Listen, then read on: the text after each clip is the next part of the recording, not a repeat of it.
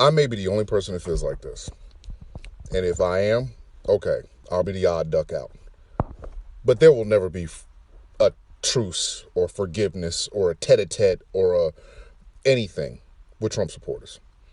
Ever. As far as I'm concerned, they are enemies. When I see a Trump sticker, when I see a Trump flag, I see a Trump t-shirt, one of them stupid-ass hats, I see racism, sexism, xenophobia, transphobia. I see kids in cages, a Muslim ban. I see Nazis being called good people. I see the death of Heather Heyer. I see George Floyd being murdered. I see Botham Jean being murdered. I see all of that. So no, there will never be friendly conversations between myself and Trump supporters. They are fucking the enemy to me. Okay, so let's talk about these never Trumpers. We've been hearing these same complaints. Like this guy here, we've been hearing this same crap since 2015. But because remember, before that, Trump was cool. Trump was cool with black people, with Democrats, with all types of Republicans. But all of a sudden, he came in, shook up the establishment, shook up these neocons, and now he's the enemy.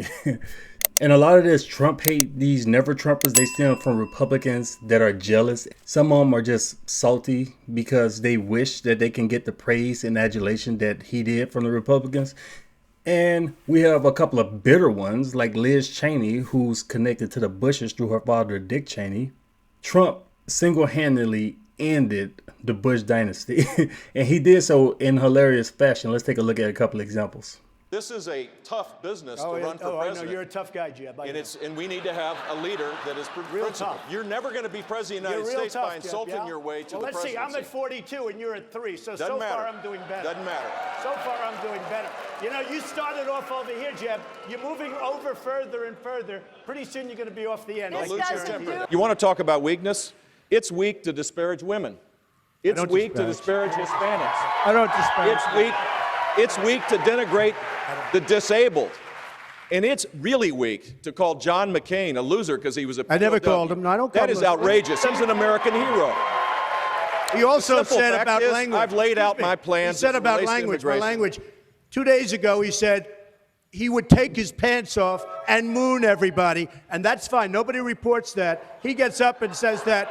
And then he tells me, oh, my language was a little bit rough. Okay. My language. Governor Kasich, a guy who was a Democrat for most of the last decade. I don't think he represents the Republican Party. He can't even put on a tie and jacket. He's running for president.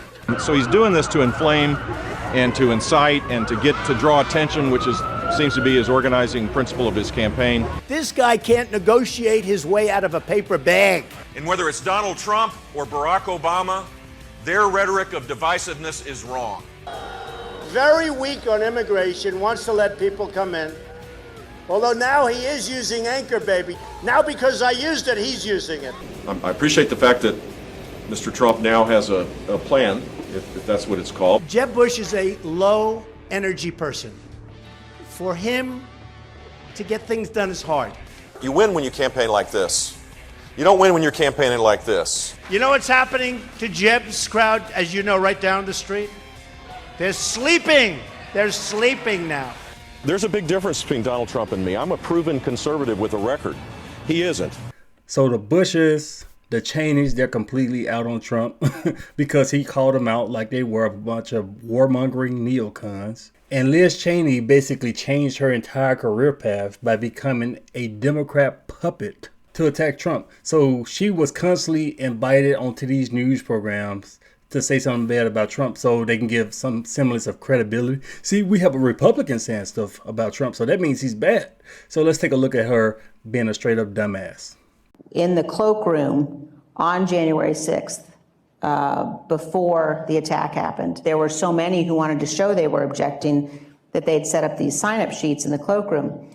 And as I was sitting there, a member came in and he signed his name on each one of the state's sheets.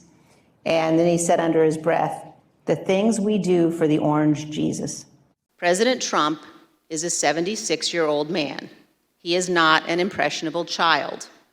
Just like everyone else in our country, he is responsible for his own actions and his own choices. As our investigation has shown, Donald Trump had access to more detailed and specific information showing that the election was not actually stolen than almost any other American, and he was told this over and over again. No rational or sane man in his position could disregard that information and reach the opposite conclusion.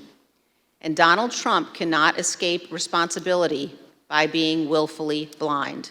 On the morning of January 6th, President Donald Trump's intention was to remain President of the United States, despite the lawful outcome of the 2020 election and in violation of his constitutional obligation to relinquish power.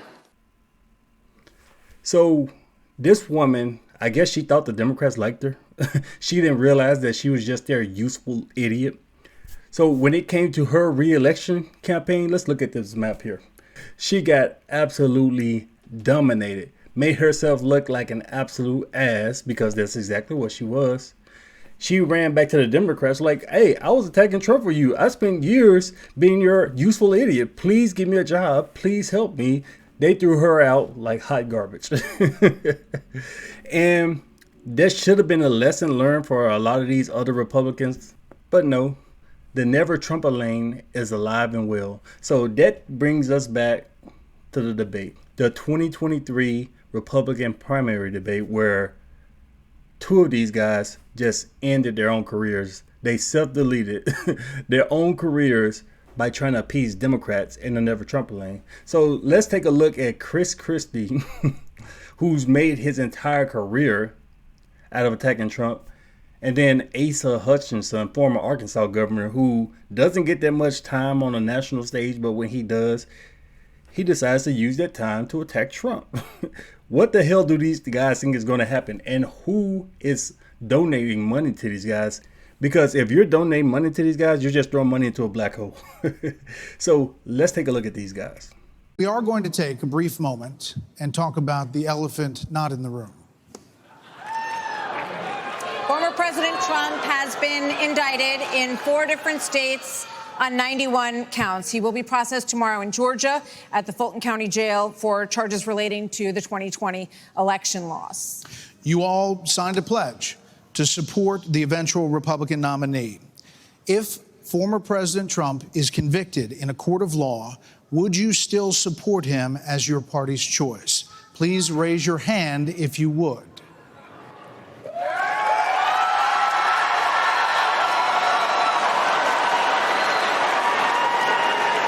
Just hold on. So just to be clear, Governor Christie, you were kind of late to the game there, but you raised your hand? No, I'm doing this. Look, I'm doing this. And I know you didn't. Whoa. No.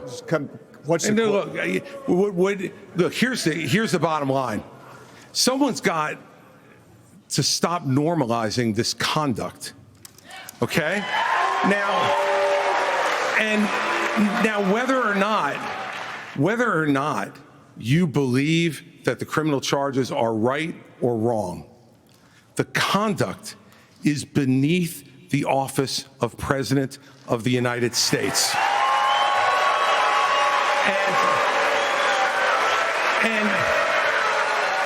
And you know, this is the great thing about this country. Booing is allowed, but it doesn't change the truth. It doesn't change the truth. Mr. Ramaswamy, your claim that Donald Trump is motivated by vengeance and grievance would be a lot more credible if your entire campaign were not based on vengeance and grievance against one man. And if people at home want to see a bunch of people blindly bashing Donald Trump without an iota of vision for this country, they could just change the channel to MSNBC right now. But I'm not running for president of MSNBC. I am running for president of the United States. We're skating on thin ice, and we cannot set a precedent where the party in power uses police force to indict its political opponents. It is wrong. We have to end the weaponization of justice in this country. 30 seconds, Governor DeSantis. Look, let me take No, I'm sorry. 30 seconds, Governor Christie. You make me laugh because you sit here in an answer. You sit here in an answer right. Hold on one second. You sit here in an answer. Go ahead. ahead, Governor Christie. Hold on, Governor Christie. Hold on.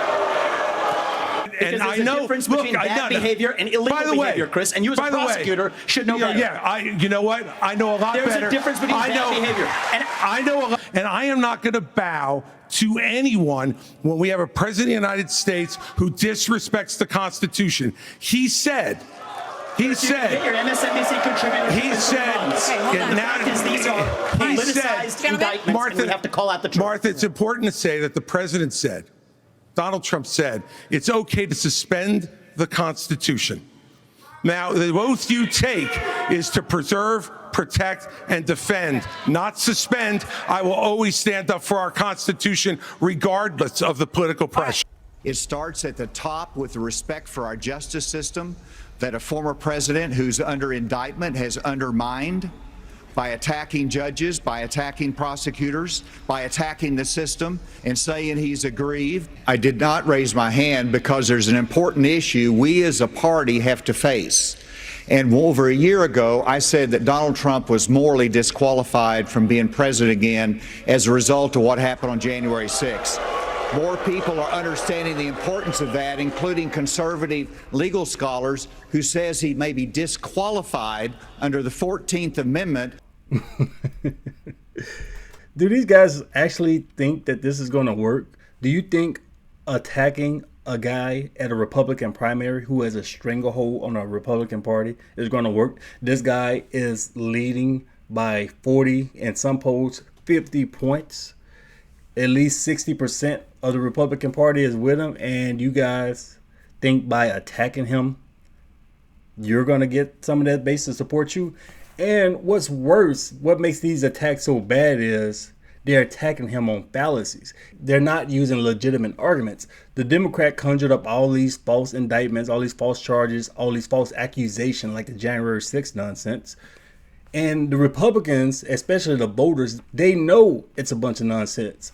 But these guys are using these Democrat lies and tactics to attack Trump to convince Republican voters to vote for him.